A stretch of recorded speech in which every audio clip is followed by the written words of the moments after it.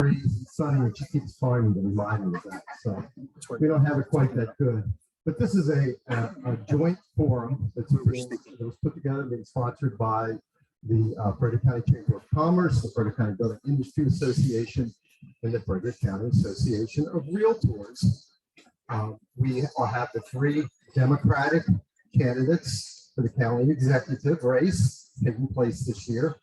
The Republican candidate, there is no other candidate other than Michael Hoff at this point.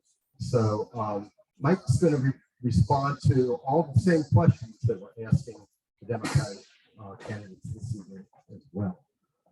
So everybody knows that the elections have been, the primaries have been something of a moving target, but they are now set for July 19th, right? And the early voting starts July 7th through July 14th. And make sure that you get registered and vote. I'm going to introduce the 3 candidates that we have here this evening. A brief introduction, and then if you want to take a little bit of time and introduce yourselves when you're speaking, that give a more detailed background, that would be great. So Daryl, you're first on my list. Daryl has served on the Frederick County Board of Education and currently serves on the Frederick Health Board of Directors. Jessica Fitzwater, and I'm doing this in alphabetical, by the way. Jessica Fitzwater is the current District 4 County Council person serving in that role for the last 8 years. And she's also a teacher for the Frederick County Public School System. And then we have Kai Hagen. Kai served as County Commissioner for 4 years prior to the county converting to charter government, and he now serves as an at-large county council person. So I think that's all of my responsibilities. Danny, is there anything else I'm supposed to cover? All right, Danny, I'm turning it over to you to introduce yourself.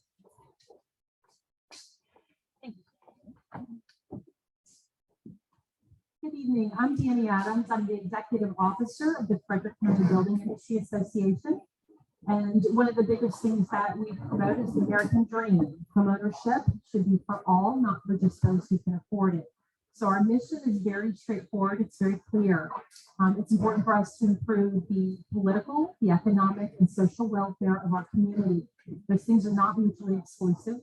And it's a big passion of ours to always stay engaged in every aspect as it relates to that trifecta. What I'd like to share with you this evening is kind of looking at our 3 associations. We are pretty much in every single household, every business in this community. We're residents of Frederick County. We're not just voters. We live here, we play here, our children are educated here. We get all of our goods and services, well, not all of our goods and services, most of our goods and services here. But it's really important for us to understand how to be engaged in this platform tonight. Hopefully we'll speak to, I feel like I'm preaching to the choir as I look in this audience, but to engage your candidates that are running, learn more about them.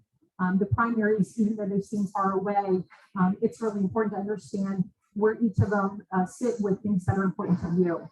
But I'd like to turn it over to Rick Holden. Thank you.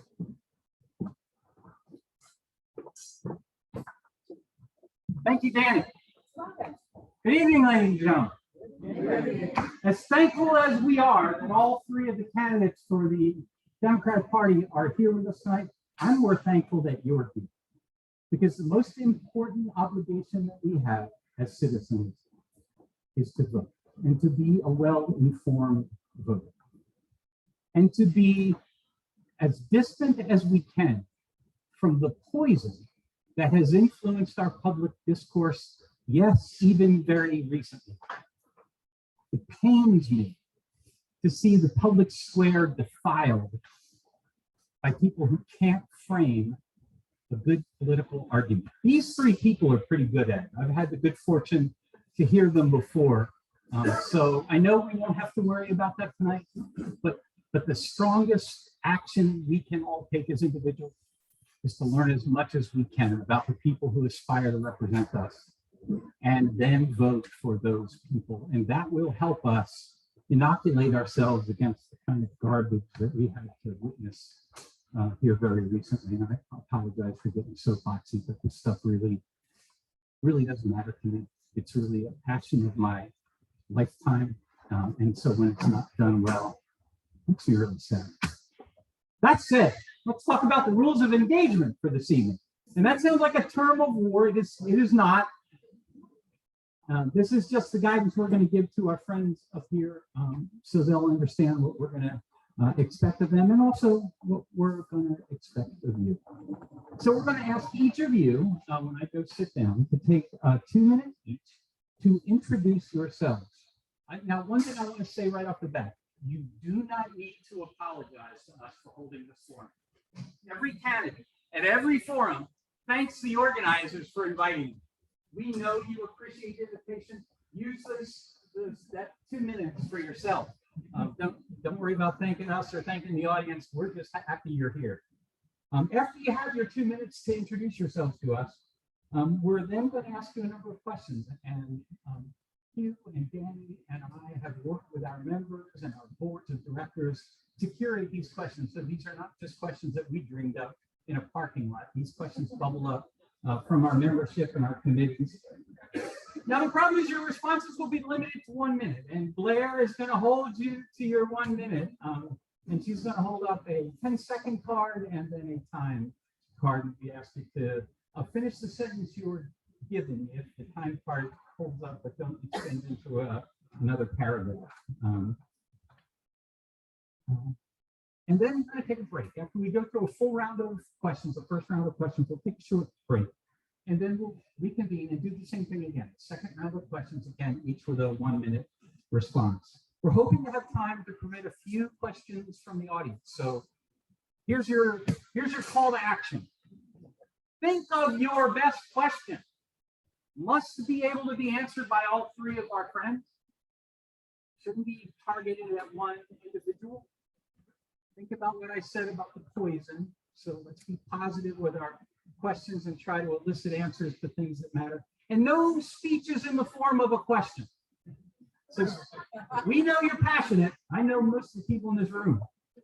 But please ask a question that all three of our friends can answer. And then the best part, when we finish with all of that, we're going to ask our friends to give us their best closing argument. Think about it, it's all on the line. Tomorrow morning, pretend tomorrow morning we're headed to the ballot box.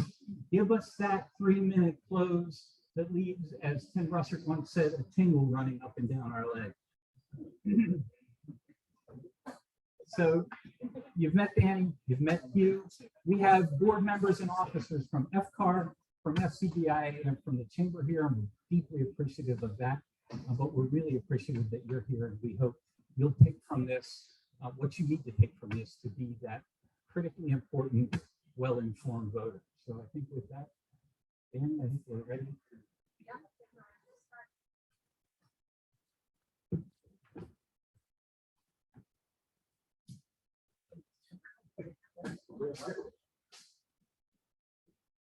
So Yeah, we're going to go in order. For your 2 minute opening, if you want to start. Well, good evening. So I moved to Frederick County 30 years ago, and I moved into a new development called Robin Meadows. From there, I moved my family to another new development called Adamstown Commons. So as you see, I like the development. I really do. We want to be the first to live in those homes, and that's just a pet peeve that I have. I own a business that resided in a corporate office park where I was able to expand my business as we grew because I was given this office space. And in my company, we focus on developing a wireless solution for hospitality that allows you to use your cell phones in major hotels. During that time, I had the benefit of having a developer and a manager who believed in my business and provided support. As such, 27 years as a business executive, I understand the challenges that you all face in starting and growing and maintaining a business in Frederick County. And I understand from an executive perspective. I've purchased construction performance bonds. I've purchased cabling permits as well as paid taxes and fees in order to operate my business. So I understand the challenge there. I'm the only candidate for county executive who has served as a board member for the Chamber of Commerce, not once, but twice, because of my own interest in successful businesses here in Frederick County. My wife, Maria, is a realtor who comes home and continues to work in this market that is hot and cold from time to time. So what am I saying? We are the same. I am one of you.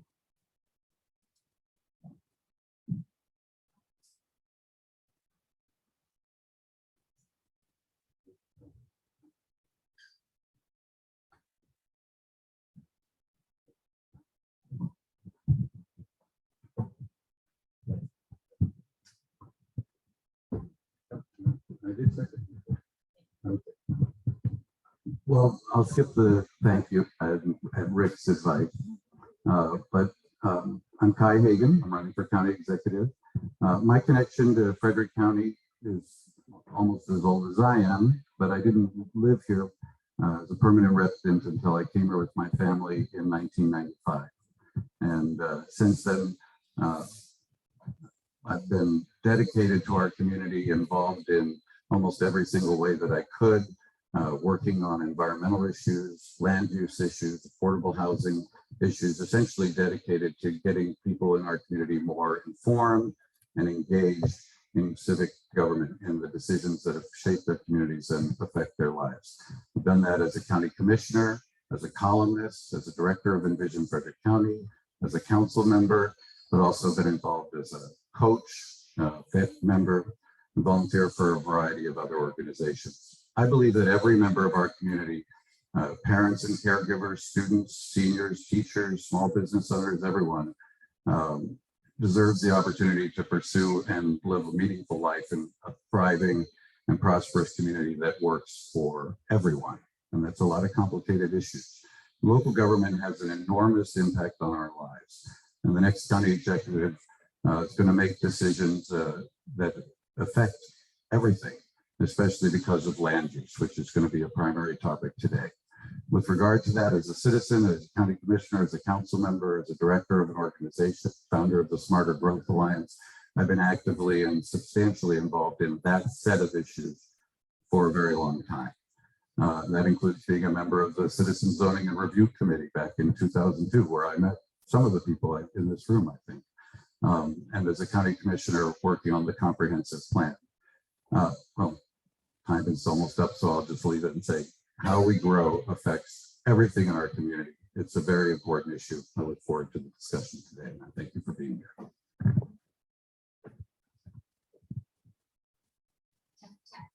Okay. Well, good evening, everyone. My name is Jessica Fitzwater, and I'm running for your next Frederick County Executive. And I'm so excited to be here this evening in person with everybody to talk about issues that we all care a lot about. As a mom of two little ones, Jonah and Jamie, an elementary music teacher of over 16 years, and a two-term county council member with 8 years of experience in charter government, I know how to manage competing priorities and balance the needs of many different stakeholders, including my own children who can decide whether to watch Encanto or turning red at the beach dinner and so much late tonight. But so I know how to negotiate with even the toughest of them. I've reached out to many of you in this room and worked with a lot of you on some of the issues that we're going to be discussing tonight. And my track record and my work ethic show that I know how to reach across the aisle. I know how to build communities and collaborate so that we can find common ground and solve problems together. And as my friend and current county executive, Jan Gardner, likes to say, local government is really about making life better for people. And she's right. And that really is how I view our role. In order to do that, we have to be a team and take advantage of the amazing resources that we have here as a community. We have a highly educated workforce, a thriving and diversified economy, a very caring and generous community that wants to work together to solve problems, And so we really can meet that vision we have in Livable Frederick of being the place, a unique and vibrant community where people live, work, and thrive while feeling a strong place of belonging. That's such a beautiful vision, and we really have the opportunity to make that possible, to make sure that every single person who lives here has access to opportunity to meet that vision. We have all of the tools and ingredients we need to do that. We need a leader who's willing to bring people together, do the hard work, and solve problems collaboratively so we can make that vision happen. I'm excited about the opportunity to talk about that this evening. Okay, well, here is question number 1. Are you ready? Okay, we're going to take this in the order of Daryl, and then we're going to go to Jessica, and then Kai. How would you support additional development and incentives for the creation and/or redevelopment of housing? Well, as we all know, Frederick County is a growing county. It's one of the, we're a great county. People are looking to move to Frederick County for all the great things that are going. So we have to plan for development. We have to be strategic in our plans for development. And as it resorts to the redevelopment, my understanding is that there's a possibility that we could be building new facilities in current locations. With that, of course, we would have to make sure that it aligns with the Livable Frederick plan, coordinate with the planning commission, put the information out to the community, and then make sure that we can support it from an infrastructure standpoint as well as from the financial standpoint. It should stay live. Okay. Just making sure. So affordable housing is one of my top priorities, and the latest report from the United Way to Alice report, which I want to sing after, because I think most of you know, tells us that almost 40% of Frederick County households can't meet a survival budget here, with affordable housing being one of the #1 barriers. In my 8 years serving as the county's liaison to the Affordable Housing Council, I've learned how complex this issue is, and that it doesn't have one solution. We really need a lot of small solutions and many tools in our toolkit to accomplish this. So a great example of that is a work group that's been going on for the past 1.5 years, looking at our moderately priced dwelling unit ordinance. I served on that work group with many folks who are here, and I do want to thank you because it was a lot of time. And it was looking at how we can get creative in incentivizing the type of development that we want, many different types of housing, and making sure that it's affordable and actually doable for the developers who will be building those units. That type of collaboration and creativity is what we need to bring more solutions to the table on affordable housing.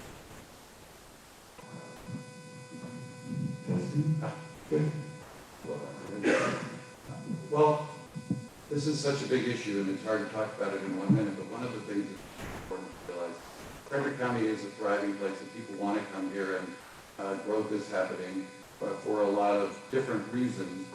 But in that growth, a lot of what is not happening, just to refer to affordable housing, is we have a huge and growing gap in what's called the missing middle. I'm sure some of you have read about that, but a whole panoply of housing that, smaller homes, duplexes, triplexes, fourplexes, multifamily homes. We've got good organizations, we have good programs and LIHTC projects and other things that are helping to deal with some of our affordable housing issues. But that is the part where we need to create more incentives, use our tools better. And to do that, we have to use the tools that we haven't used very well in many cases. Zoning tools, annexation agreements, we have other ways that we can create incentives. But right now, if we just go by the market, we're creating a bigger and bigger gap between the affordable housing, the missing middle that we need, and we have to use those tools. Kai, I'm going to start with you on this question, so you'll be the first to respond, then Daryl, and then Jessica. The Adequate Public Facilities Ordinance, known as the APFO, currently restricts the ability of any residential project to move forward in the vast majority of the county unless it's age restricted. While we all agree that overcrowded schools are not conducive to optimal learning, the lack of new housing supplies are causing home prices to skyrocket and will detract Frederick County's ability to attract businesses and employers. Do you support looking at a way to improve the APFO to allow non-age restricted communities to be approved? Well, First of all, I always support taking a look at anything that we're doing and not continuing to do something the way it's always been done, especially when our experience with it reveals challenges and problems that need to be addressed. But I've always said for years that the adequate public facilities ordinance is not a planning tool.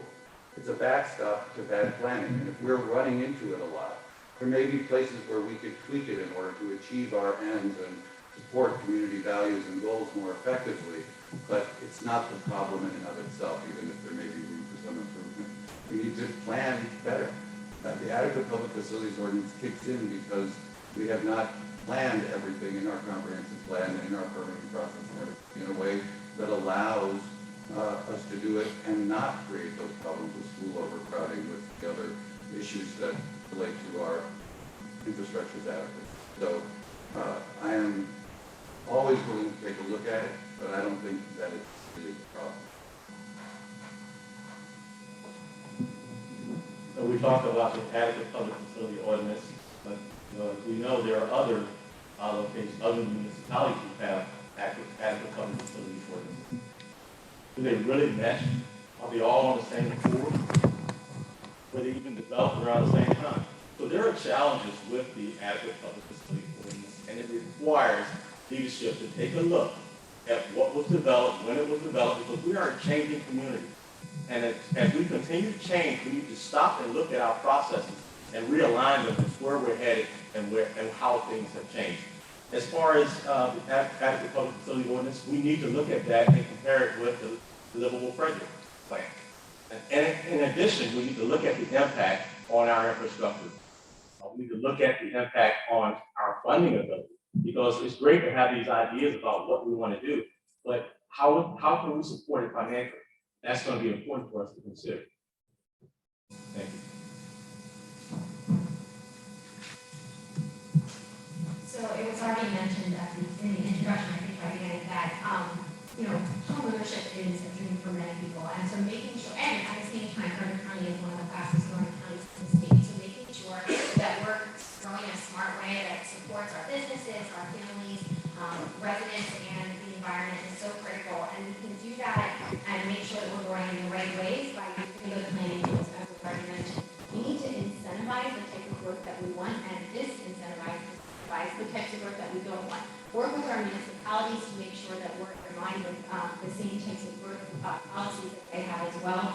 And if you look at recent studies about the housing affordability crisis, it actually shows that building more market rate units actually helps the entire chain of homeowners, because it opens up opportunities to move across and up into different types of housing. And so we need to make sure that we have policies that continue to build on the pipeline we already have, and looking at the adequate public facilities ordinance as one of those tools as part of that conversation, and I'm very excited to have that conversation. Thank you. Jessica, we're going to start with you with this question, then go to Kai, and then to Daryl, if that's okay. Would you please describe for us your administration's small business agenda? Thank you. So small businesses are really the backbone of our economy, and I've spent a lot of time recently meeting small business owners to hear from them about their dreams, their challenges, and their experiences in Frederick County. And really, when we're here in Frederick County, we want to make sure that we're opening doors for folks who are entrepreneurs, that are out there taking that risk, want to invest in our community, bring jobs, and bring new opportunities to Frederick County.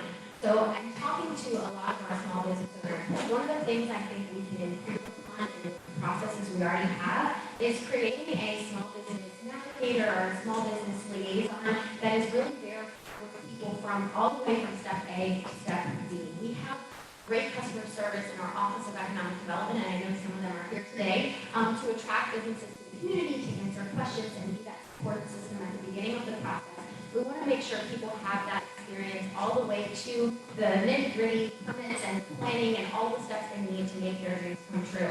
I would also revitalize the business and industry cabinet that the county executive began to make sure that we're hearing from diverse business owners, including minority-owned business owners.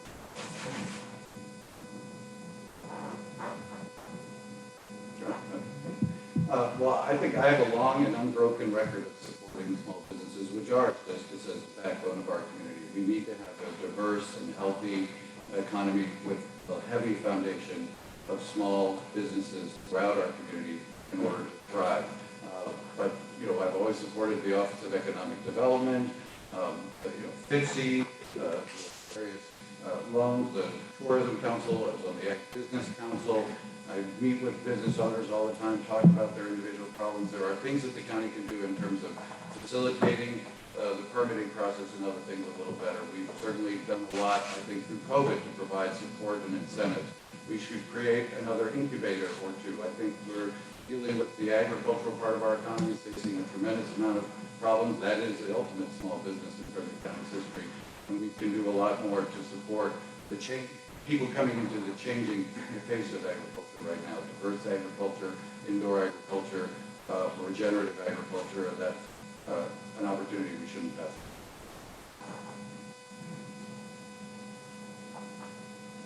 First of all, to have successful small businesses, we have to have a different culture.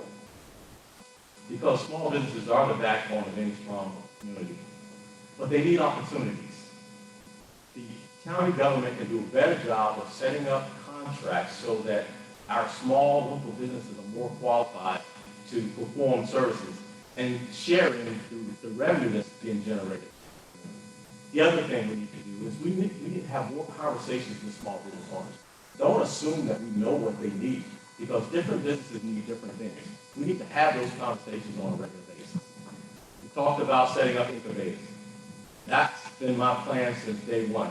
We need to set up incubators. Why? If you help businesses through the first 2 years, there's a higher probability they're going to be successful going forward. And we, as a county, can establish who we want to be in the business community. What types of businesses do we want to grow out of Frederick County? Because the jobs that are here today didn't exist 20 years ago. We have to constantly be planning what's happening in the business community. So there. Okay.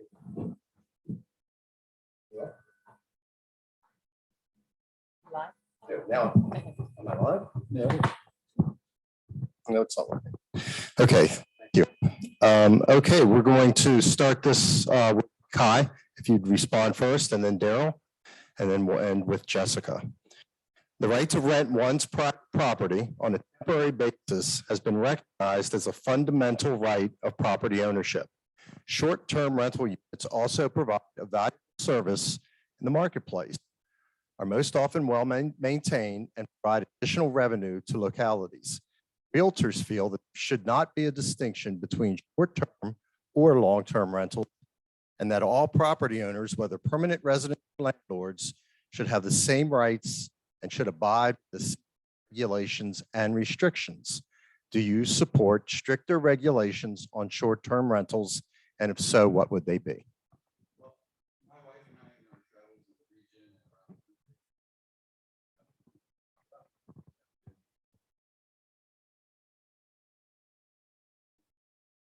been a fantastic experience, and I value the but I also recognize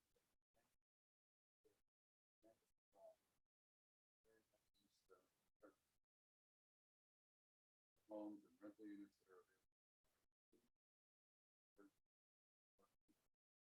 about it. I've done a lot of research on it, and I say that it would be good for us to get out in front and work with the stakeholders in the community to identify how to deal with some of those legitimate concerns before it's too late, before we've been dealing with them. And I don't know that we're quite there yet, but it's very important. So the answer is not entirely. I think there are some ways in which we have to look at short-term rentals a little differently than long-term rentals and not treat them exactly the same.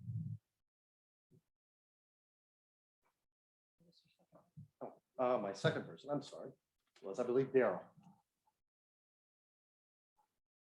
So short-term rentals, as Kai mentioned, dealing with Airbnb, there is a difference in having someone to stay in a place for a week versus someone who's going to be there for a couple of years. There is an impact on the community, a lot of the in and out traffic, as far as the care for the property and so forth. So I agree, there is a difference between the short term and the long term. Doesn't mean that we don't need to have options for the short term, but we need to pay attention to what those impacts could be on the communities, as well as on the quality of the properties. We have to be willing to sit down and talk about those things before we can say yay or nay, to understand those implications and to actually talk with the stakeholders, as well as do the research, find out what's happening in other communities, what's working and what's not working. But we're not the first to do this. We can learn and not run into the same problems that others have run into when they try to establish a policy for short-term and long-term.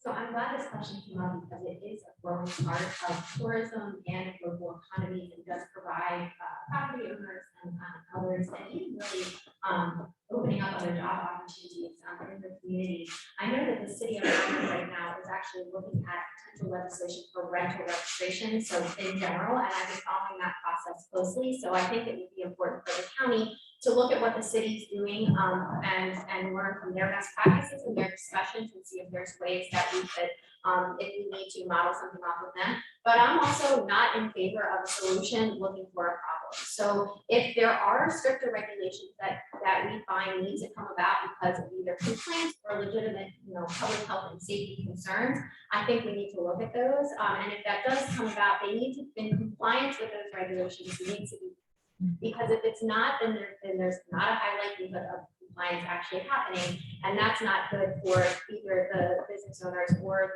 the surrounding residents who might have concerns. Jessica, you're going to answer this next one first, then Kai, and then Daryl. The Livable Frederick Master Plan was approved over 2.5 years ago. To date, only one preservation plan is well underway, and another corridor plan has yet to be given to the Planning Commission. As it is the lens in which all small area planning is to be pursued, how will you lead your administration to allow planning to occur in a timelier manner so that Frederick County does not lose out on strategic opportunities to attract employers as well as meet the housing needs?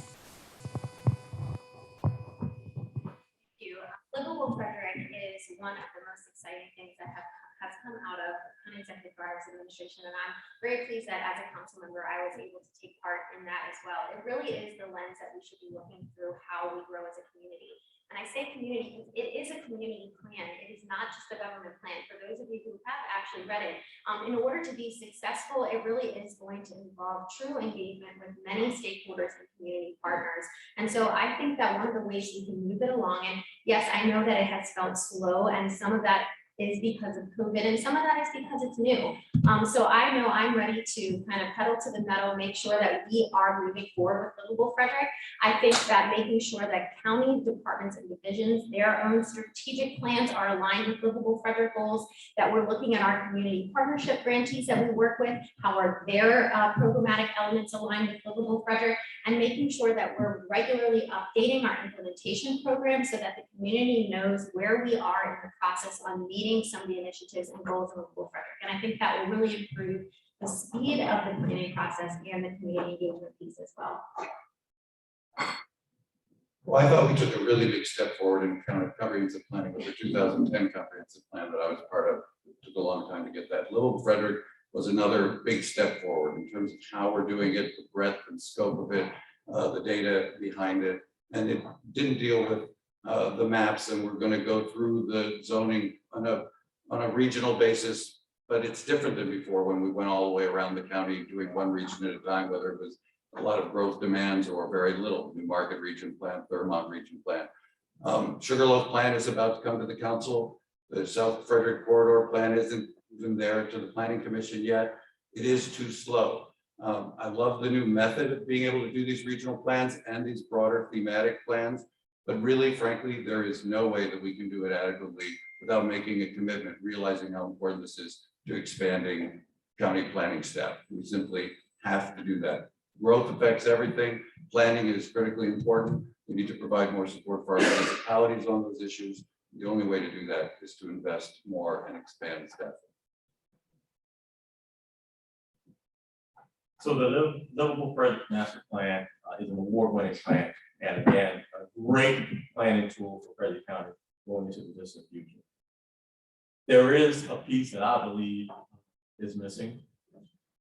We have a plan for how we want to develop a quality of life for our citizens going forward. There is a piece that we need to be focusing on that says, okay, who do we want to be? Because it's going to take revenue to support the plan. So who do we want to be as a business community? What types of businesses do we want to attract to Frederick County that can help us to generate the revenue to support the great ideas that are in that plan? And that revenue plan should be matched up with the Livable Frederick plan. So as we continue to add new locations, we're thinking about the revenue source. We're thinking about how can we change our processes to make sure that when we're approached by an opportunity, we can get through that opportunity in an efficient manner so we don't lose those opportunities. So I think it's going to take more research and strategic planning. The Chamber's second question is much like your answers to the first. So I'm going to throw you a curve. I'm going to add something to the second question. So the question we came up with was, among your policy priorities, where does economic development rank? And we only asked that question because there have been questions in past county administrations where economic development fell in that list of priorities. So if you would, for your minute, talk about your experience with economic development and business outreach in general, but the curveball. Since Downtown Hotel and Conference Center is this Chamber of Commerce's #1 civic priority, would you share with us where you stand on that one issue? Oh, I'm sorry, it's prescribed. Daryl, Jessica, and Kai in that order. Thank you.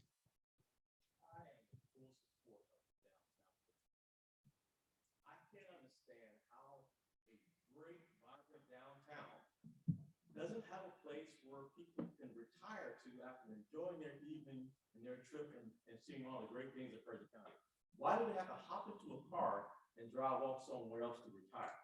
We lose revenue because if they stay in a hotel, most likely they're going to get up in the morning and go and find a place to have breakfast. So we're losing revenue. And we're not having a place for conferences and meetings. This is a great idea. It should have been done. I'm glad it's moving forward. And we need to be looking to do other things. Frederick City, Frederick County has a lot of great assets. We're not taking advantage of all the assets. And that's revenue. Revenue supports new initiatives and growth and everything else that we're talking about. Why are we not trying to find ways to generate more revenue in our, not just downtown Frederick, but our other downtowns? There are so many great things we can do to generate a more vibrant downtown in Brunswick, in Vermont, in wherever, all of our municipalities. If we focus on it, we can do better. Thank you.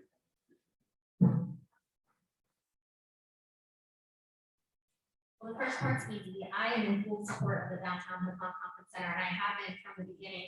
The county council has had multiple measures that have come before us over time on how the county can be a partner. And each time I've really supported those measures and will continue to support the county as a partner in that project. It's huge for the entire city, for the east side, which is really going through a revitalization, and for the county as a whole. So that's a no-brainer. I'm going to try to answer the rest of the question with the rest of my time. So economic development and workforce development is really a key priority and a very important step moving forward. We have such a great collaboration and teamwork in the vision of Root, with having the Chamber and the Office of Economic Development and other partners co-located to support businesses. Whether you're a major employer like a Loom or Fate Pharma, or you're a farmer or a tech startup or an artist, we need to be supporting all of our businesses. And you know, when the county council as the Board of Health was having to review the new mask mandate coming back during Omicron, the first person I texted was Rick to say, hey, have you surveyed your members about how they feel about this? What's the impact going to be? And I've worked with many of you on other legislative and community issues, because we need to have strong partnerships with the business community as we move forward on economic development issues and other things that impact our community. Well, I've been and continue to be very supportive of the Downtown Hotel and Conference Center. I think it's important in and of itself as an added benefit, a facility, attraction, service in downtown Frederick, but it's more than that. I see it as anchoring the continued development along the Carroll Creek corridor, which I think, along with the East Street corridor and the Brickworks, are really critical to the future of Frederick and we need to do it right. We had developers come back in 2007 to talk to me about what's going on at Brickworks, and it's still sitting there as an empty gateway to the city. The hotel is part of that, and I look forward to being a customer there. In terms of economic development, and a little time left, I would say that we have to think of it as both something separate and not separate from everything else. Separate in the sense we have focused efforts, organizations like the Chamber and these organizations, Office of Economic Development, that really focus on it a lot. But we also have to think of it as integrated into everything we do, the same way we talk about looking at issues in our community through the lens of equity or through the lens of climate change. We have to look at everything through the lens of economic development. In fact, I would say all three along with some others. Okay, question number 3, and we'll start with Council Member Fitzwater, and then go to Kai, and then end with Daryl this time. And this is an incredibly important issue, both to the private sector and to government, I know. We'd like you to explain what new policies you would propose or support to augment existing policies to make the cost of housing more affordable for first-time homebuyers, citizens who are at or below the ALICE level, asset limited, income constrained employed, and for seniors.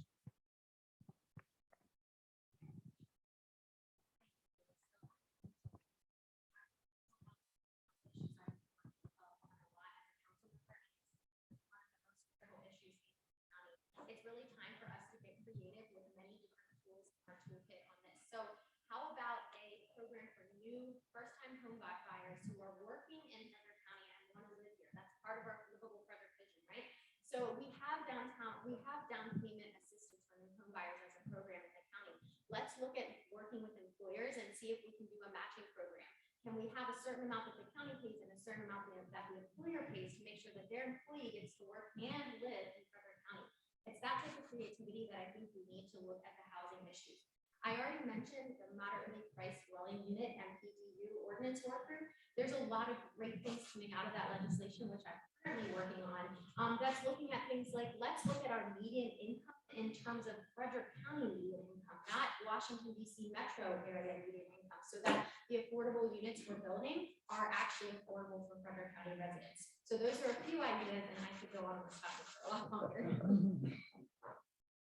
No doubt, it is a very important issue and it's complicated. And again, big problems call for many small solutions. And a lot of what we're already doing now with some of the local organizations and some of the programs and LIHTC and everything else are really good. But if we do, and we should do more of them and invest in them, but if we doubled them, it still would not be effective at really addressing this problem enough to create that missing middle. We need to look at a whole panoply of things, from how we're using our zoning tools, including looking at targeted upzoning, facilitating better how to get accessory dwelling units actually built, not just permitted at one level. Impact fee changes. Since the rational nexus was taken away a few years ago, we have an opportunity to make sure that our impact fees are redistributed in a way that serves other community goals and values and can help us towards more affordable housing and the missing middle housing, because they're overlap, but they're not entirely the same thing. And the problem is bigger than just low-income housing, and a lot more increased cooperation with our municipalities.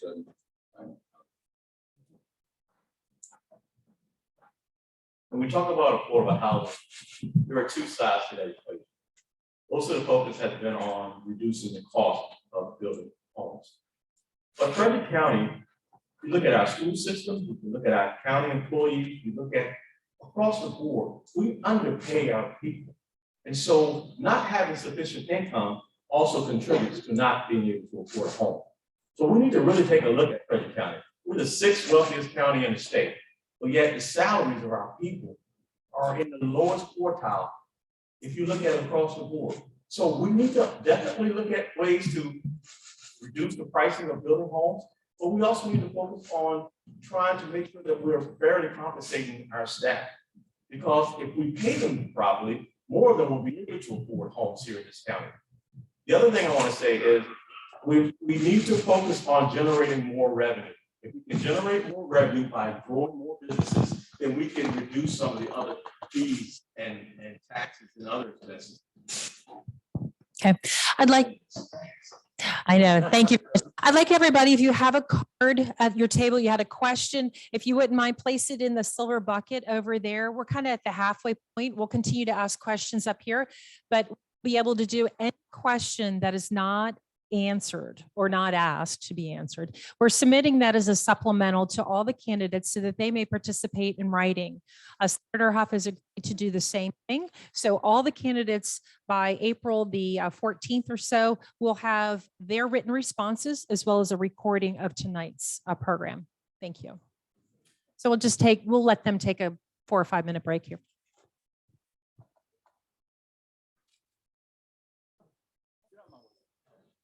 You're going to get my gray hair. You're not going anywhere?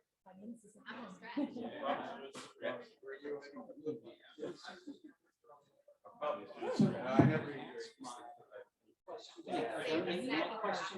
exactly.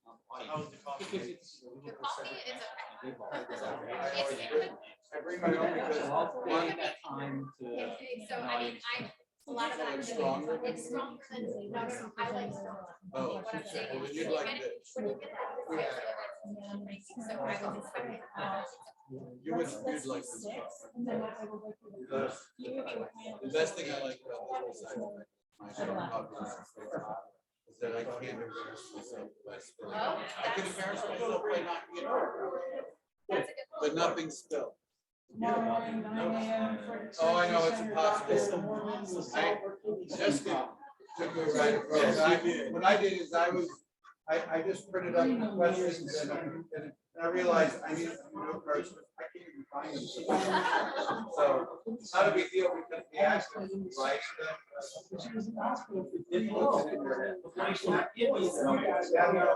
questions never happen where you don't.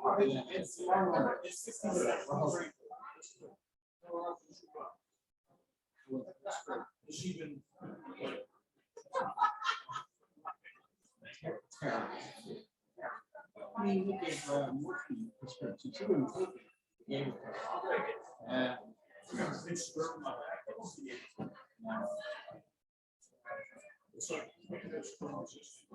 What we found is, so this is the third story in 4 years, but the last one was 28 years ago. We're finding that in the 40s, it's one level, in the mid-60s, it's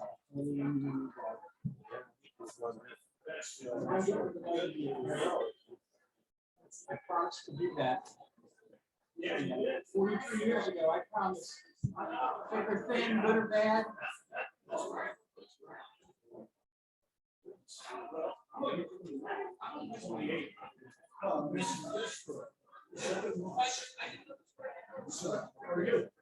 That's tough work.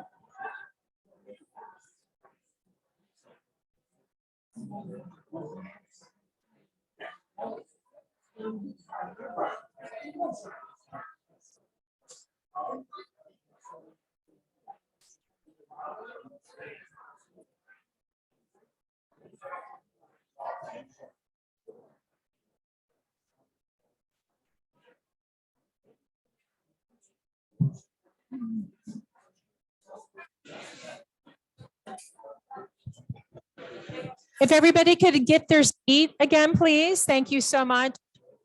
Feel free to grab something to drink in the back.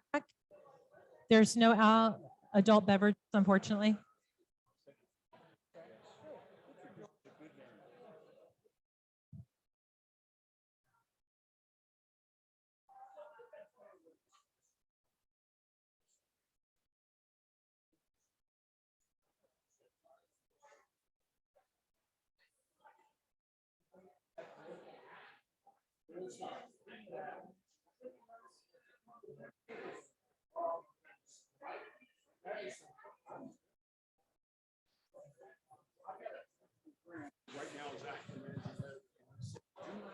Okay, I'm going to call it beginners.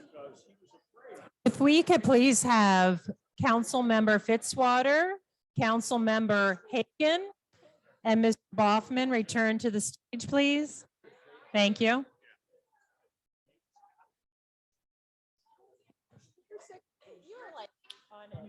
I know I'm talking too fast. No, you have to, because you're clear, or articulate, when you're getting it, twice as many words as they are.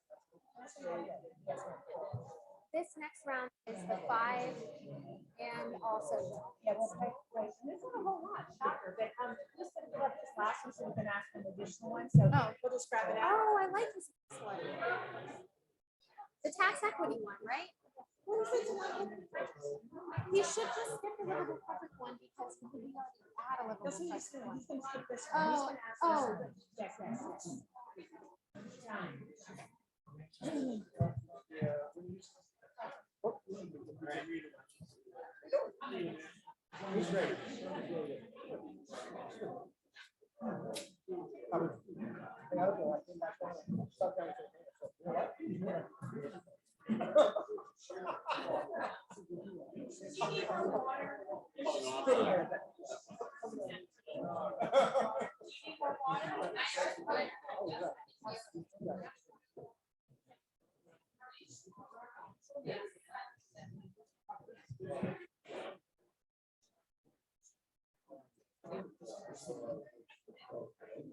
You need to learn to talk like one of those people at the end of an advertisement when you do the speed. Okay, it's my turn. Where's Councilmember Hagen? Okay, thank you very much. Councilmember Hagen, if you could please take your seat. Thank you very much. Thank you, everyone. If I could please have silence in the room, I'm going to ask a question. Thank you.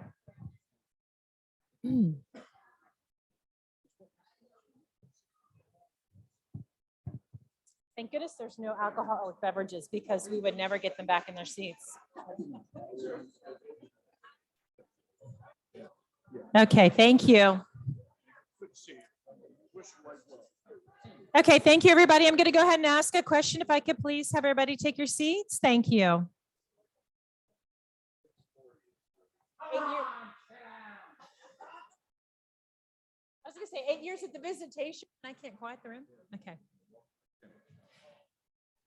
Okay, this question will be asked if Mr. Boffman can speak first, and then Councilmember Hagen and Councilmember Fitzwater. The industry has asked for 8 years for a comprehensive review of the fees. Do you support that effort prior to enacting or supporting any new fee increase or fees in general? Yes, I actually do support. Coming in as a county executive, there's a lot to learn. And one of those things is, are we properly setting our fees, taxes, what we need to accomplish with that? So yes, to sit down with the stakeholders, with various organizations and say, here's what we're charging, here's why we're charging, this is how it's being used. Is this the right rate? Is this the right charge? Is this the right tax? Are there things we can do to modify it if it's necessary, if it's outdated? What are these surrounding communities charging? How are we competing with our surrounding communities, with our tax rates and our fees and so forth? So yes, I highly recommend that it's done every couple of years. Again, things are changing and we have to stay on top of how we operate as a county. And that involves regular communication with our stakeholders to make sure that you all are effective at doing what you need to do and we're effective as a county.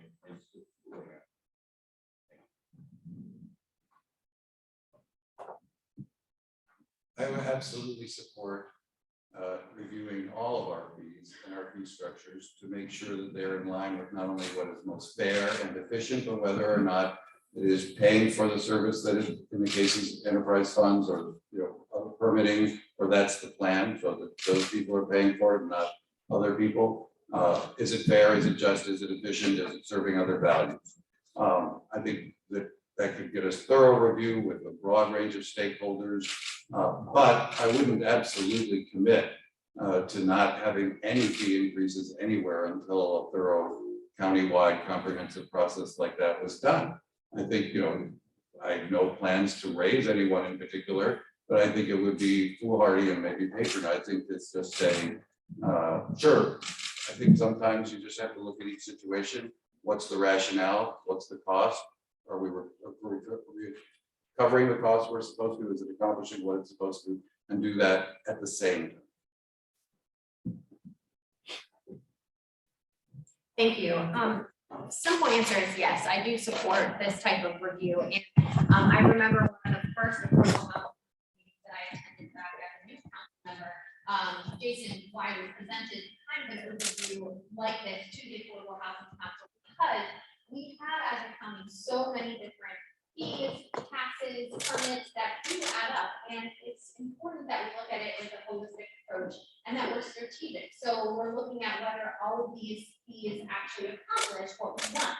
If we're doing good planning and we know that we're growing and we want to grow in ways that really enhance and support the community, is our current fee structure doing that? So I do support that overview and looking at that more holistic approach and making sure that the fees are doing what they're supposed to do. In terms of the pledge, I guess to not increase anything, I assume it's talking about fees that impact housing specifically, but it is important to look at how all of those may impact other issues in the county. So I would be open to looking at a full review before we touch some of the fees that are in that category that I think you all are talking about. So my next question, and I'm giving up our fourth question because they answered it on Livable Frederick. But before I ask them the Chamber's third question, I did want to acknowledge, because this question is about the significant influence that the county executive has over our future. I would be remiss, we all would be remiss if we did not acknowledge County Executive Gardner and the incredible foundation, whether you agree with her on every policy decision the county has made. I think it's safe to say, and I know a little something about this, to have our first county executive under charter government, understand the government, understand how to operate the government, and do so as gracefully as it's been done over the course of the last almost 8 years. I think we all owe a round of applause for County Executive Gardner.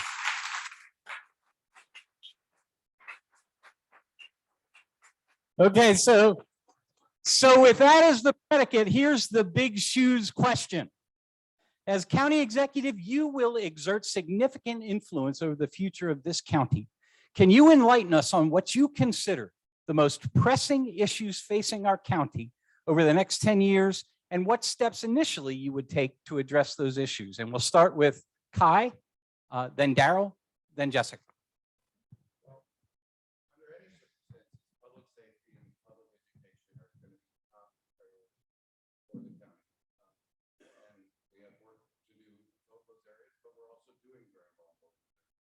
How we plan and manage growth is always going to be a top priority because, again, as I've said, and I will continue to say forever, it affects everything. The shape of our community, raising money and providing public services, or building infrastructure and everything else. But generally speaking, I'm not a big fan of putting these things in lists because I think we operate too much in silos and we look at individual problems and individual solutions, and we don't think systemically and holistically enough. And county government can do better at that because I think the fact is that a lot of the problems that we're facing and a lot of the solutions to those things are connected. And when we think of it that way, when we approach it that way, thinking systemically, local government can be more efficient. And so I would say that is a top priority with the ones I mentioned, and hopefully a chance to talk about it a little bit later, climate change.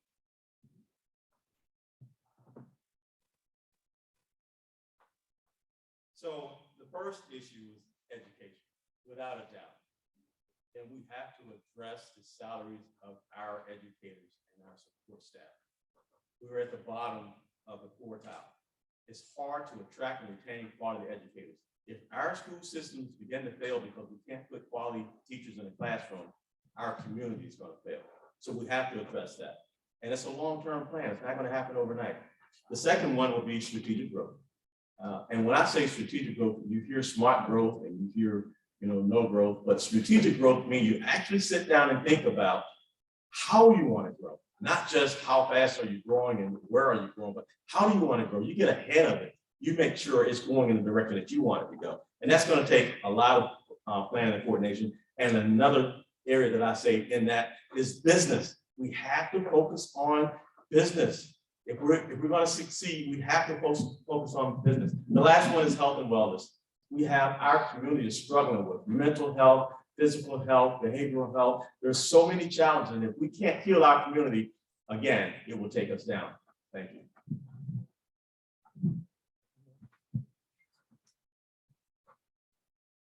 So I think there will be a lot of issues that are facing our community, but for me, prioritizing education is one of the top priorities, and recognizing that investing in education is also investing in workforce development.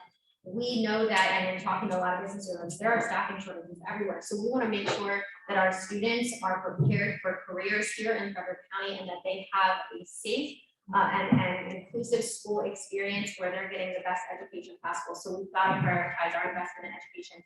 Managing growth, of course, is going to be one of the critical things facing the county. That means managing growth in a way that supports our small businesses, residential growth, affordable housing, transportation, and all the things that are discussed in Livable Frederick. It talks about our community, our health, our economy, and our environment as being tenets of the Livable Frederick plan, and how we grow in the future is going to impact all of those quality of life issues that we care so much about. Lastly, I'm going to mention that we need to focus on being a welcoming and inclusive community. The situation that was alluded to by Rick earlier that happened this week, the threats in Middletown Middle School and in other school buildings are really showing the importance of making sure that students want to stay here and work here, that businesses can attract employees here because they know that we're a welcoming, inclusive community. So that's another top priority. Rick, you asked the big shoes question, and I thought I had the big shoes question here. And this is very much in line with what I think what you just answered, because you each addressed three different areas of your campaign. what I'd really like to do is maybe give you a little bit more time to address that in, in your minute that you have with this question. I want to know what key issues you have in your campaign that are important to the real estate community. And we're going to start with Daryl, go to Kai, and end with Jessica. Well, I believe the first two described, first education, because everyone wants an educated employee. So education is key, and it's going to benefit our real estate community. The second, business. Again, if we are business friendly and we're attracting companies to move into Frederick County, they're going to want a place to live. They're going to want a place to reside. And so we need to focus on generating more business opportunities. We have a great business community here. We really do, but we're not really taking advantage of getting the word out and formulating a plan that says we're truly open for business. And I think we need to do that. The third thing is we're having some challenges in our community with coming together. There's so many differences. Everybody's finding a reason to be separate and to disagree. And I think we really need to have leadership that can bring the community together, to work together, to solve our problems together, to be more effective and more valuable community. Thank you. So the question here is, what can we do, what can I do specifically to benefit the real estate?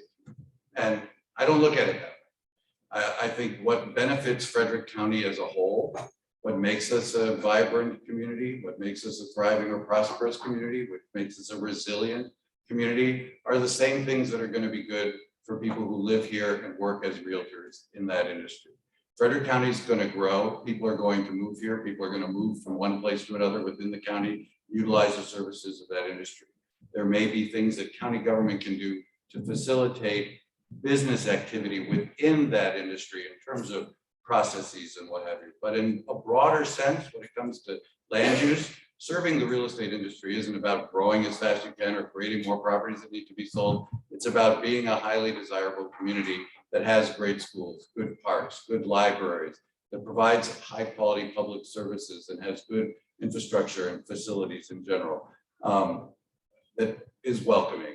And those are the kinds of things that we need to focus on. The real estate community will benefit from all of that without having to be something that we focus on separately.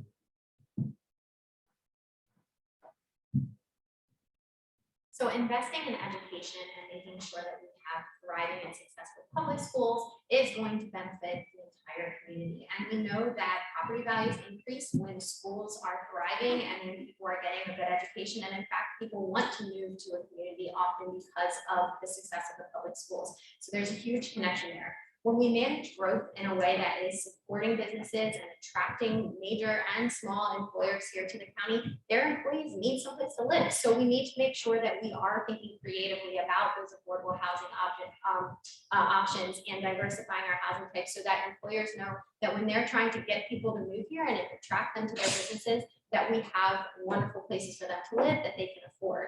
And, talking a little bit more about the well-being, that's something that we all strive for. I think everybody in this room would agree with that. And if we have a community where everybody feels like they have access to opportunity, where they have access to quality of life that so many of us get to enjoy, that's only going to make people want to move here and improve the success of our entire.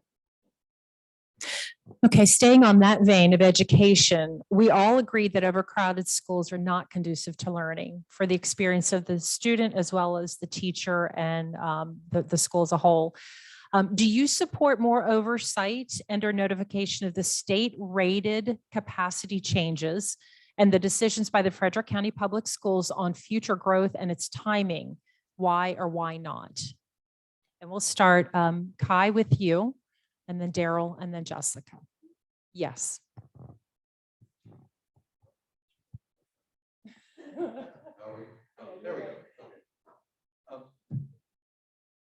Those numbers, we want those numbers to be as accurate as possible. We want them to be as reliable as possible. I understand concerns about notification and consistency, but we want to have a process for making sure we're getting the best information to guide our decisions locally, and that there is an appeal process for when there is a concern in our community about whether those are accurate, whether those numbers apply fairly in our community. But the county doesn't have an opportunity to provide oversight of a state agency that's making these sorts of decisions. And so I would say that, you know, we just want to be advocating for the best, most accurate information through the best information gathering process and data that we have available in a reliable and consistent way with as much advance notice and reliability as possible, and understand that, you know, other agencies are going to have to provide direct oversight. We don't have direct oversight in that area. So we can't really do that. So as Kai mentioned, the state actually controls the state rate capacity. And I recall being on a school board years ago. It was a problem then, and it continues to be a problem. And I think the best way to address it is to work with our delegation and to work with, you know, our state elected officials and say, this is not working for us. Frederick County had 1,700 students to come into our school system this year, 1,700 more students than we had planned. And there was no way to gauge that. But then we'll still stuck to whatever the state decides is the state rate capacity. So it's not working for us. We need to have some other metric to give us the ability to change our local school capacity plan. And so, yes, it's a problem. It's been a problem for many years, and it's not going to change with the county executive. It's going to change with using our legislative body to go forward to the state. Thank you. Well, as a teacher who has taught in one of the most overcrowded schools in the county, Oakdale right now, which is over 300 students above the state rated capacity and has portables, and I was teaching on a park this year because there weren't enough music rooms. This is actually very, very dear to my heart, and it is not just numbers on a page. It is impacting students, educators, and families. The most important thing is accuracy and also predictability and communication.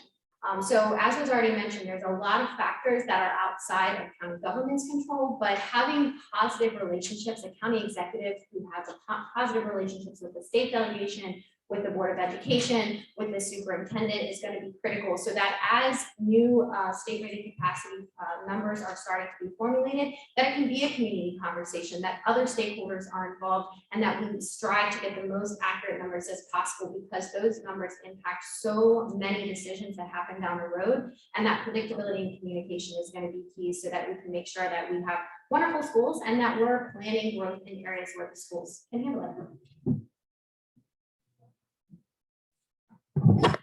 So I told you that I gave up our fourth question to you. So this is my final question before we go to, I'll go to the bucket, but I think both you and Danny have another question, but this one's important to me. So it's a reflection of my history. We recognize that the tension between our county government and our 12 municipal governments will always exist. You know, we've seen some recent issues that highlight this, but I have to say overall, the county has a very effective collaborative partnership with our 12 municipalities. They seem to be able to coordinate and collaborate whenever that's necessary, especially good during COVID. One issue that always seems to be top of mind, though, is tax equity. And for those of you whose eyes glaze over when you hear that term, that's the offset that the county pays to municipalities for duplicate services that hit the property tax calculation. What is your view of the tax equity issue, and how will that view factor into your dialogue with our 12 mayors and burgesses? And it's Daryl, Jessica, and Kai in that order. Thank you. So tax equity, I haven't really heard, and I've asked questions about complaints about tax equity with our 12 municipalities. And what I'm hearing is that there's only one that has a challenge with the tax equity stance. So one of the first things I will do as a county executive is in my meetings with the municipalities to get information firsthand from my own conversations to see, is there a challenge and what are the challenges? And then go back and see if there's a need to recalculate the tax equity. But my understanding is the county does pay for a lot of those services. Even when we went through the pandemic, a lot of the costs associated with helping the municipalities and the community to come through the pandemic fell on the county government. And so I think the city of Frederick may be one that we need to look at a little closer, but my understanding is it's pretty well.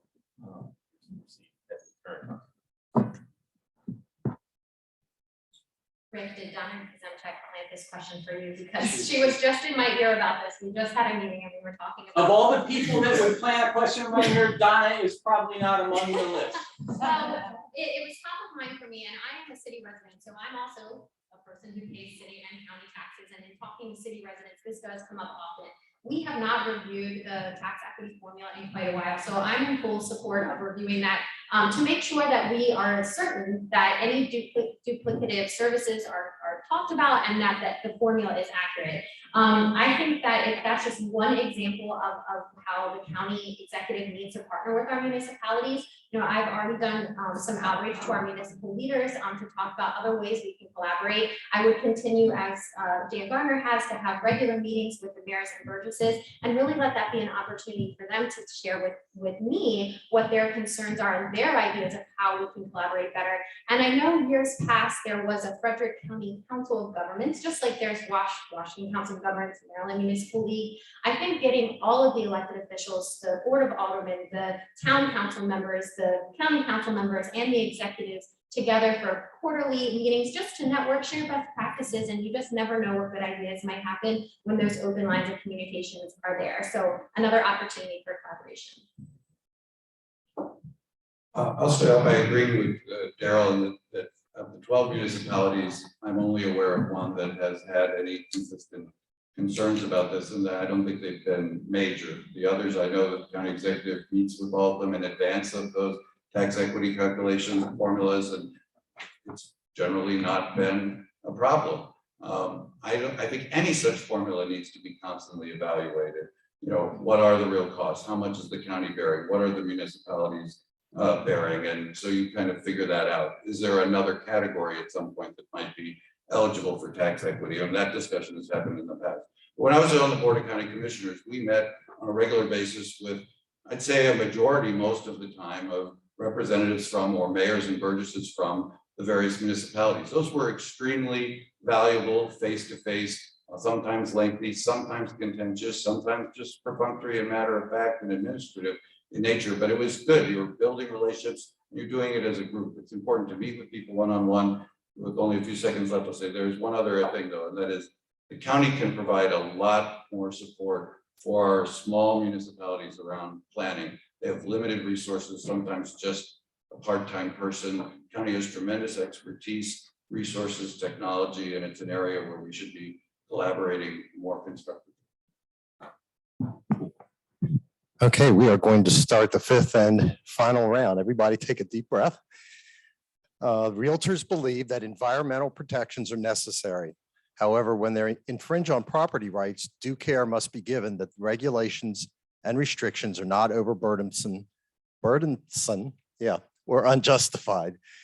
How would you balance the conservation and environmental concerns with future growth, all while protecting property rights? And Jessica, I'm going to start with you, and then Kai will go to you, and Daryl, we will finish with you. Thank you. Well, these two topics are definitely not mutually exclusive, and we've seen great examples of that in the community already. I co-sponsored legislation that put forth the Climate Emergency Mobilization Work Group. Yes, it's a mouthful. They didn't dub themselves Mobilize Frederick to not have that word salad. And that comprised of folks from many, many different industries and professional backgrounds, including some folks that are in the room tonight, to talk about how the county can really fully address the issue of climate change that we're seeing in Taxawan in our community, while collaborating with stakeholders like voters, like farmers, and being creative about how the local change can happen so we can be part of the bigger solution. And many of the environmental and green building suggestions in the report of the work group are not only just good for the environment, they're good for public health. They'll save the individual's money, or save the county money, or save businesses money. They really are a way to look at public health, safety, and welfare holistically, and they're not mutually exclusive. So I think continuing to partner with the Association of Realtors and the Business Industry Association. So we're working with folks in the trenches doing this work as we continue to build those new ideas for going green is going to be essential. Well, I would start out by saying that too often we act as if it's either or it's a contradiction, or how much do you want to sacrifice the environment for this other economic benefit? And if we're really looking at things properly, we're moving forward in a way that isn't making that choice, that is using the effect on the environment and our ability to be sustainable as one of the important metrics for these other decisions that we make about planning growth and about other environmental concerns. That's really important. Not everything is going to be voluntary, but a county does a lot that is really important and very significant for the environment that is voluntary, that is based on incentives. We've preserved 70,000 acres of farmland through voluntary participation in programs that taxpayers have funded, and it's a good investment for all of us. Same thing with reforestation and afforestation planning. We could, there are lots of farmers that would be willing to have us fence cattle out of streams if they didn't have to pay for it themselves. Their incentives and voluntary approaches are critical, but ultimately we shouldn't be doing something that is making it an either or choice. We don't have to. So first, climate change is real, and it deserves a responsible response to make sure that we're doing things as best we can to take into consideration climate change issues with trying to function as a community, as a business. So I would steer future growth away from areas that may cause an impact on the environment, such as streams and rivers and other environmentally protected areas.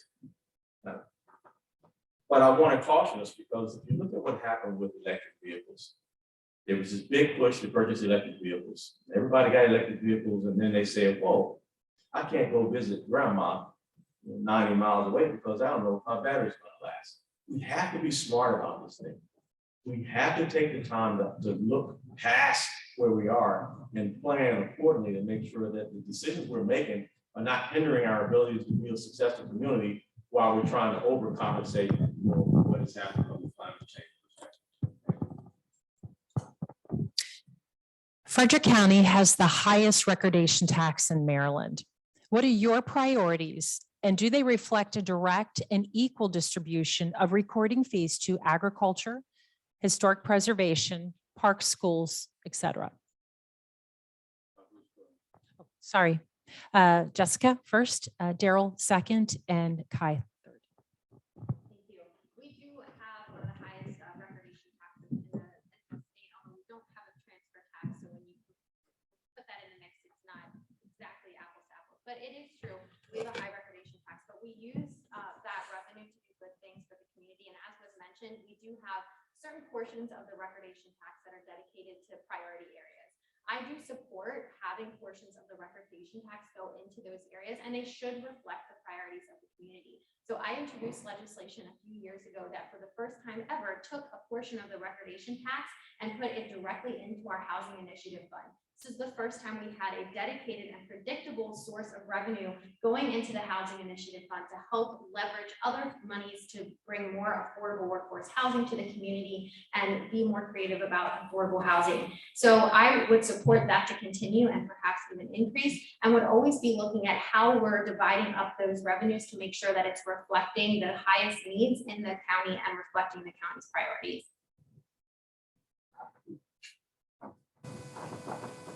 The recordation tax was increased to provide funds to preserve the land.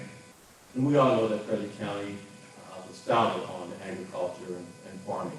It's very important to the citizens of Frederick County that we, the residents of Frederick County, that we retain our land and our farming and agricultural preservation.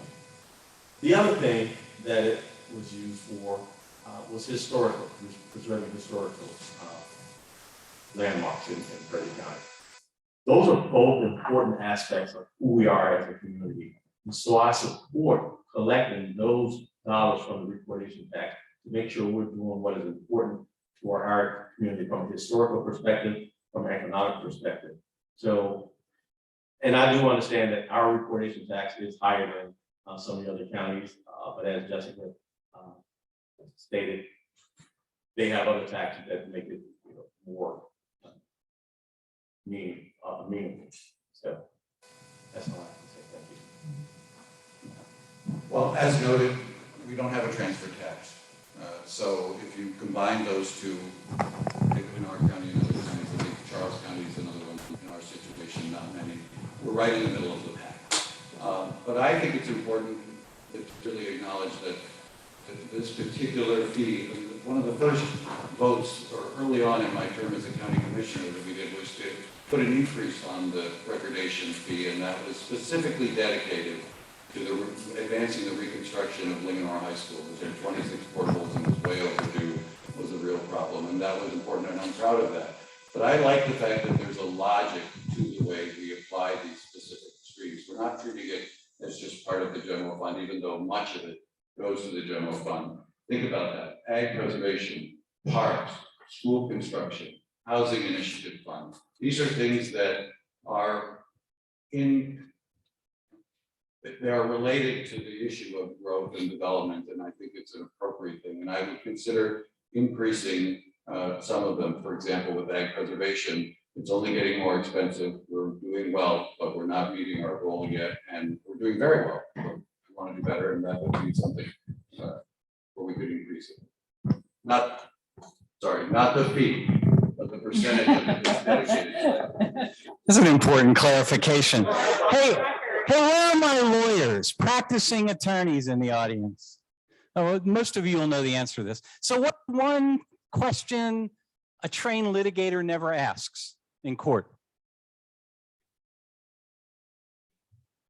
This came from the silver bucket. This is not a chamber question. And I'm going to ask Kai to answer it first, Daryl to answer second, and Jessica to take this question third. And I'm going to read it verbatim. Give me what you want. What are your thoughts about teaching gender issues to young children? Should this be the role of educators or parents? Well, this is a hot topic, but it's partly hot because there's a grotesque amount of disinformation and fear-mongering going on that is completely unfounded. To actually look at what is being done here. I mean, telling young kids to be familiar with the fact, accepting the fact there are many different kinds of families, that their parents, their classmates come from, of their parents. That is not the kind of teaching sexuality and things that we hear people talking about on local radio, attacking, committee members at the Board of Education meeting the other night. I think the state recommendations, I think, are fine. I think the local group will find a good way to put that into the curriculum, and it's appropriate the way that it really is.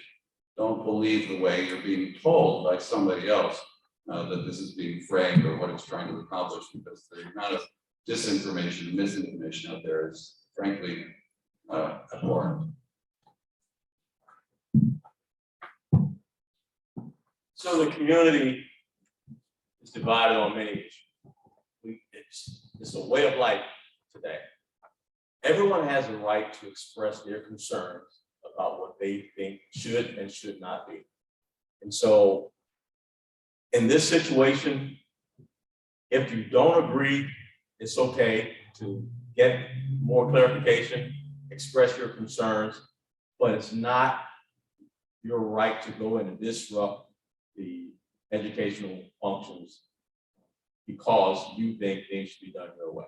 There are many things that happen right now in our society that I don't agree with, but how you address that is what makes a difference. This is a state requirement that was passed on to Frederick County Public Schools. I've been a part of the administrative staff, and I know that they take care and concern in how they structure these lessons to make sure they're appropriate for the different grade levels. And so, as Kai said, a lot of what you hear is not how it's being taught. Thank you. First, I'll say that the county executive doesn't have a role in curriculum in FCBIA. So what the county executive does get to do is be a model of what a good leader is and to make sure that everyone in our community knows that they are accepted here. And that's really what this is about. I will say, as a teacher, I don't know any teachers, or especially elementary teachers, that are going into schools ready to teach kids about some of the things that came out of the mouths of some of the people at that meeting. That's not why they're teachers, and no one has an interest in doing that. What this is about is making sure that every single child in our school feels safe to be themselves. That's what it's to be themselves, that they are respected, that their families are respected, and that they learn how to respect others and in fact celebrate people that may be different from them. That's really what this is about. And I would say unequivocally that I am 100% in support of that. The last thing is that, yes, everybody does not always agree on everything. And we have to, as leaders, model that you don't have to agree, but you do have to show some civility and be respectful and be willing to listen to others. If you walk into a situation not ready to do that, then we will never make progress on any issue. Okay, I would be almost sure that Ken Oldham is in the audience, and if not, he's certainly going to thank the person who asked this question. Are you aware of, and do you support United Way of Frederick County's 2022 advocacy platform for Alice households? Oh, I'm sorry. We're going to start with Daryl, and then we're going to go to Jessica, and then one you, Kai.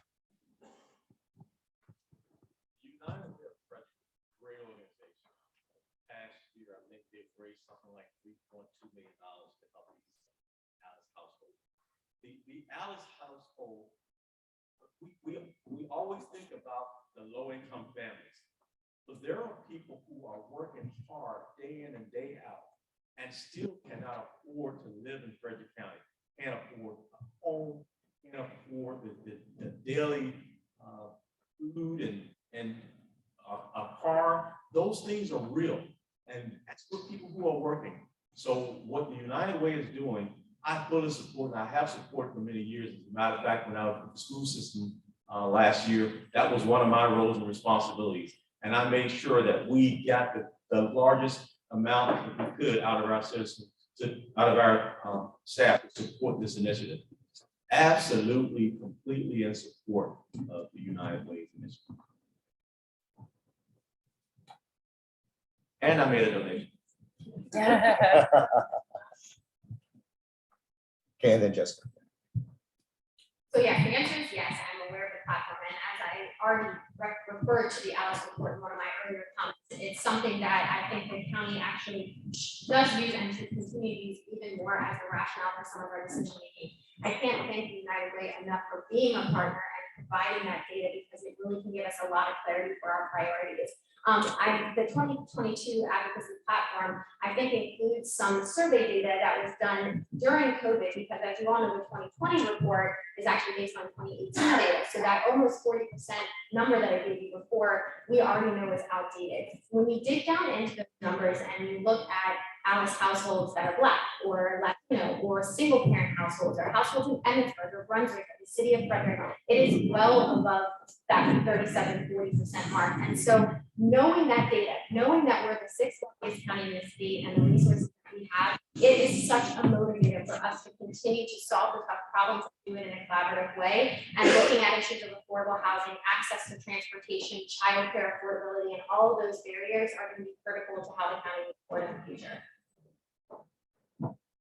Well, I fully support the United Way's platform analysis, but I'd say moreover, I think it has been the whole program and the research and the efforts to promote it, the reports and publicize it and talk about it have been inestimably valuable to the community. It's created an identity and something to attach a lot of information and awareness onto that has really helped to serve that community more. People that I talk to are shocked, literally often, when I tell them about the percentage of people who are out, right? That based on the metrics of housing, transportation, housing, and healthcare and childcare, which tends to work really well as a metric across the board in terms of how many people are struggling paycheck to paycheck, who are a car repair or a health problem away from bankruptcy, who are struggling to pay for a home or put food on the table.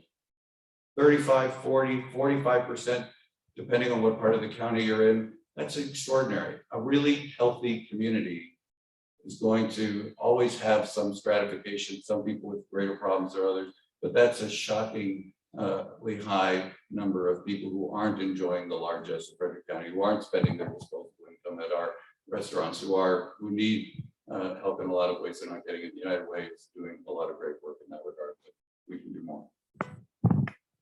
Okay, this is an audience question that talks to the division politically in our town for the last couple decades. As a lifelong Frederick County resident, I have always prided myself on Frederick County's middle of the road being temperate. In the last 15 to 20 years, a pendulum has started swinging politically. That's bad for business. It's unpredictable. What would you do to reverse this and return back to a stable centrist government? We'll go with Kai first, Daryl, and then Jessica. Macy and I bring up in this context, but I would say look at livable Frederick. We've had different comprehensive plans. We had a board of county commissioners that didn't respect the 2010 comprehensive plan, changed a lot of maps. When livable Frederick was done, it was done to be an evolving document, but to be a community vision. Not only because it was heavily driven by community engagement and participation, but because there was this recognition that we have had this pendulum, that we have had these swings back and forth. And part of the idea was to create a common vision with enough support and understanding of the data, the rationale, the goals, to see, even as it evolves with different elections and with changing circumstances and new challenges, that it is less volatile, that we see fewer swings.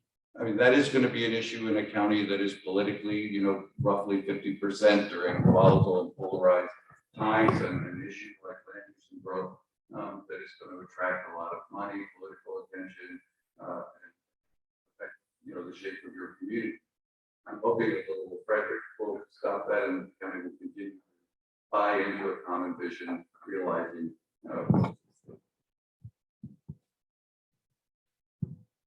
I am the person who believes in bringing people together. All my life, I've done that successfully. As a business owner, I've hired Asian, Hispanic, Black, and white engineers who want the project better than anyone else in the industry. I serve on the board of education. I brought people together, not just the other board members, but the community. I serve on the board for the Chamber of Commerce, so they could tell you I was one of them that never created a community, always wanted to listen and to help. I serve on the board for the hospital. After only 1 year on the board, I was elected by the fellow board members to serve on the governing board. These are qualities that you either have or you don't have. I am that type of person that I can bring our community together. Why? First, I care. I truly care about the people. It's not all about processes and money. It's about the people. Everyone sitting in a seat here has a life, and they deserve respect and communication.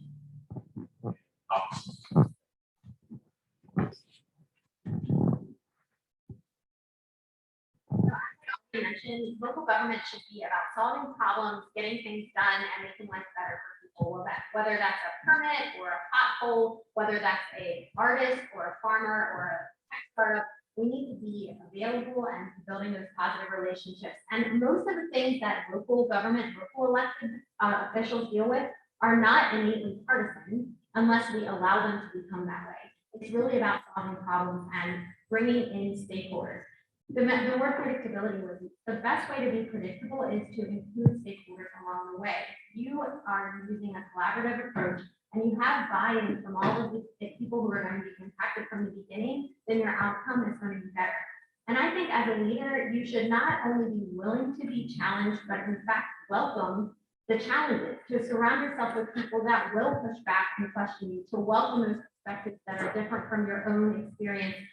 Because your ultimate decision and outcome is going to be better for you. I do my homework. I'm an independent thinker. I like to listen to all sides before making a decision. And I think that's the best way we can move forward in the question. These are three really good men and women who have put themselves ourselves out in front of our community for our consideration to be our next county executive. Make about it. And I'm not a political prognosticator, but I think when we get to November, we will see the first truly 50-50 election. One of these people, Senator Huff, representing the Republican Party, truly a 50-50 kind of election. So the fact that you took this time to listen to these three really good people, have an awful challenge trying to answer complicated questions in 60 seconds. You're going to hear a lot more of them. We're talking to the FNP about partnering to expand the traditional League of Women Voters questionnaire to something more rigorous on topics like communities' health, the public health of our community, and some other topics. So now we've reached the point where they've been thinking about since 5:45, right? So before they do that, I did want you, if you're motivated, to please express your appreciation to these three people for doing what they're doing, which is an incredibly rigorous undertaking. So how about a round of applause for our three candidates?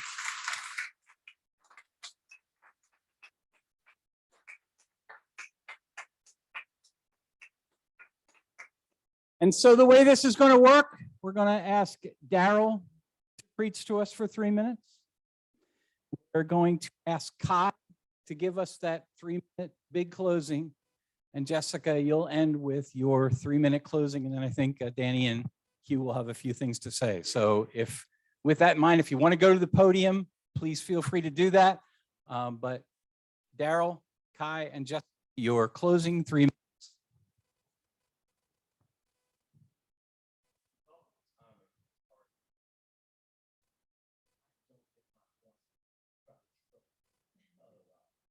So each one of you play a vital role in the growth and quality of life in Frederick County. We are a thriving community because of your vision, tenacity, creativity, and tireless efforts to serve this community. I will not stand here until today and make empty promises of approving all development and building requests, eliminating all fees and taxes, and precluding your organization from meeting environmental standards. We need leaders who are bold enough to face reality, lock arms with the community, collaborate with key stakeholders to develop initiative solutions, intuitive solutions, and build success in the face of challenges. That is responsible leadership. Frederick County is at a pivotal moment in time with regards to the upcoming elections. We must forge forward with visionary leadership that can bring the community together as one Frederick. We need tenacious leadership determined to restore our public school system to a level of excellence while creating an environment where businesses thrive and grow. We need mature leadership that understands that affordable housing, growth, financial stewardship, and a strong economy are all interdependent. We need caring leadership focused on creating a community where our essential workers can afford to retire with the evening in the county they serve tirelessly. We need responsible leadership that safeguards the environment while respecting our residents' right to pursue happiness and business owners' need for profit.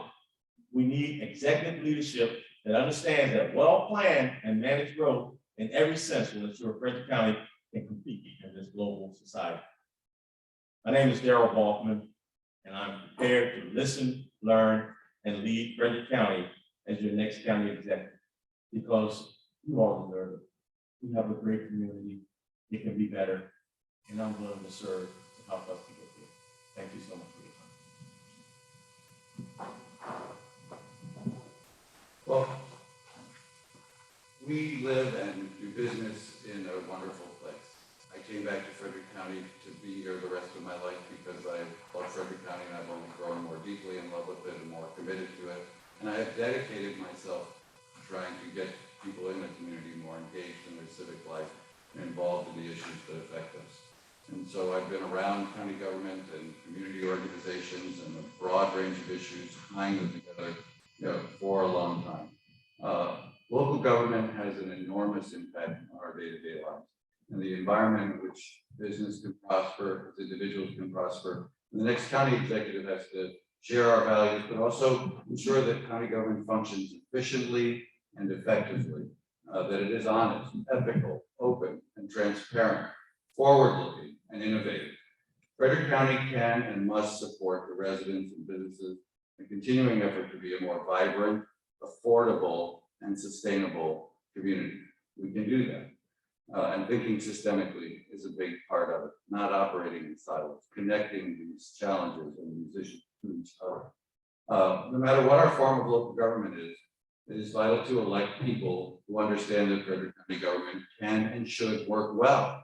I wouldn't speak about candidates up here this way, but there are other candidates who are running in opposition to county government and don't believe in its ability to provide the kind of services and affect our lives in the positive way that it can. And under Jane Gardner's leadership and the recent councils, I think we've done a really good job. And so I feel like I'm the right person to combine protecting what we really love about our community.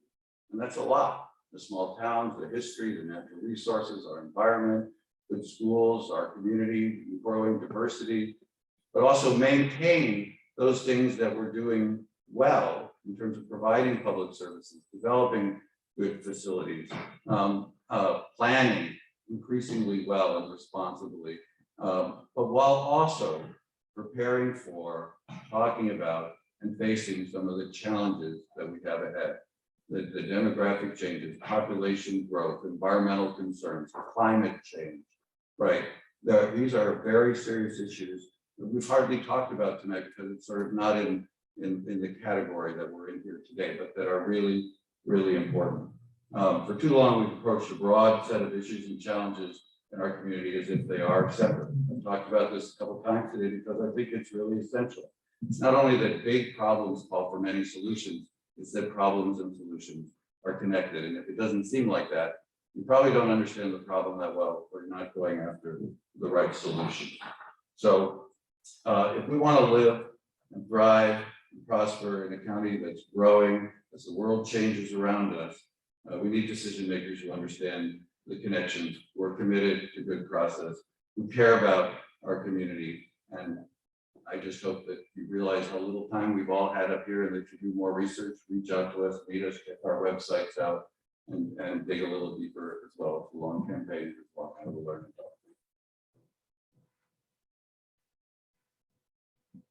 So in one of my outreach calls this week that I've been doing for folks in the community, I was talking to local small business owner who owns a few properties downtown, talking about my experience and asking, you know, have you given much thought to the county executive race yet? And he said, you're a teacher, right? And I said, yeah, I am. And he said, well, let me tell you, when I have teachers coming to me with business plans who want to, you know, lease out my retail space, they always make it to the top of the pile. He said, teachers are organized, they know how to plan, and they get things done. And he said, if you can deal with the constituency of students and teachers, as students and parents, then you can deal with anything that would come your way in Manchester Hall.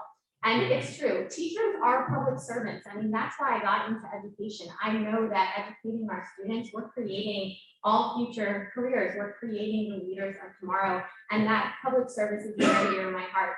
You know, I grew up, not a Frederick County native, but I grew up on Wolfsville Road, just on the Washington County side in Smithsburg, so very close, don't hold it against me. And my mom's a retired teacher, and my parents really modeled for me the importance of being involved in your community, using the skills and the privilege that you have to give back. And as an educator, that's been really just an honor of my lifetime to commit my career to that. And I'm so excited that I found the opportunity to do that also within county government. I'm Jewish, and there's a tenet of Judaism that's called Tikkun Olam. It means repairing the world, and it's very much the way that I am Jewish. And I feel so strongly that each of us has the commitment, has the obligation to give what we can to use the skills and talents that we have to be good and to do better. Frederick County is the inspiration that anyone can need to want to do that good, because we have such an amazing community here. We really have it all, and I've been so excited and honored to be involved as a council member, and I'm ready to take on the leadership of county executive and keep us moving in a positive way. Now, some of you know that I had a big trauma in my life about 3 years ago. I unexpectedly lost my husband when I was pregnant with my second child, Jane. And it's nothing that I would ever wish on anyone that you can prepare for. But once the initial kind of fog lifted, I knew that I was either done with all this extra stuff in my life or going to be even more committed to this work. And I'm really grateful that it's the latter, because what I realized pretty quickly is that if what had happened to me had happened to another family in this community that happened to be an Alice family, that didn't have the privilege of my education, my career, the color of my skin, my financial stability, that they are one big bad event away of everything falling apart. And this community has too much to offer for us to continue to have such a high percentage of our family that are living paycheck to paycheck and are one big bad event away from that happening to them. So we have all the ingredients we need. We have a caring community, a highly educated workforce, where county people want to live, and I'm ready to face those big, bold problems together with you, and I can't wait for the opportunity. Yes, please. Thank you. Oh my goodness.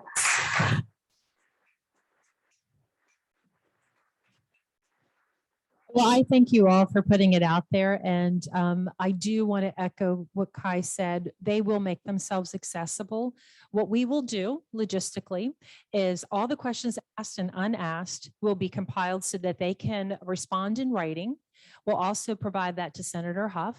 And by April the 13th, between the recording and their responses, we'll be able to publish them verbatim. So teacher will be fine, but check your grammar, everybody else.